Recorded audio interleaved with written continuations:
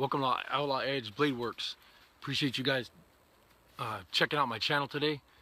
My dog's been stealing all my damn beef jerky, and I'm about ready to cook her in a minute. But anyways, so compasses, button compasses, and full-size compass. I had a bunch of them that I wanted to bring out here and show you, and like a dumbass, or like a dummy, I'm sorry, I forgot to bring them out here. But what I wanted to say is I've tried so many different compasses, it's ridiculous. And throughout the years, I keep buying them and trying to find other ones. And I'm gonna kind of just real quick do a quick video and show you which ones I care for, which ones that mean a lot to me, that were gifts that work really good, and other ones that I feel like throwing in the garbage can. But I've had a lot of these, and throughout the years I've probably gone through about 7 or 8 of these button compasses. They keep getting, and they're just cheap. They're just cheap Chinese, and these are supposed to be Type 3, which is, which is supposed to be a really good compass, and they're junk. So if you're gonna get something, get a Suunto Clipper, I believe, are the small ones, or the other ones, which are like this style, and they have the fancy numbers set up where you can adjust them and find your position on a map and whatever. And these are set up so you can run them on a watch band. And these are junk. These come with little paracord kits, but a lot of this stuff I get free for gifts and whatever. And then there's this guy. I got this at REI probably 10 years or more. I've had this, and I've ran that on my keychain. This thing has never failed me. Now, this is a metal key ring. I believe it's a metal one, but you need to take this off to get a good compass reading, to find out where you're at. And you could use this, because it's got the flat sides with the numbers and everything, you could use this to do map reading, whatever. And highly recommended. But you have to get a Type 3 good quality compass.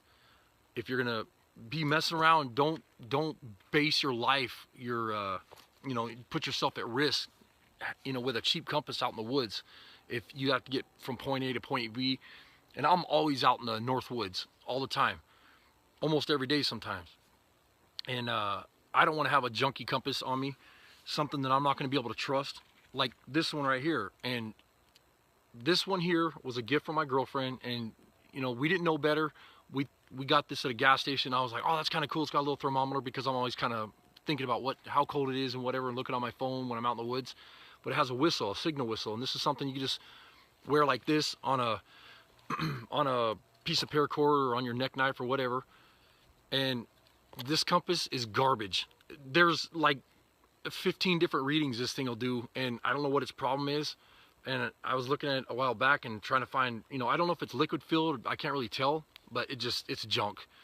And highly unrecommended. So if you know, don't trust them. Now this one, it's crazy. This is a cheap compass that came with one of those old vintage survival knives or whatever. I've probably had this thing for 20 years, and it's extremely accurate. It's funny, and it falls apart all the time. This piece comes out of the center of it. I've actually lost this and had to go find it, the center piece, and this was stuck on my pack.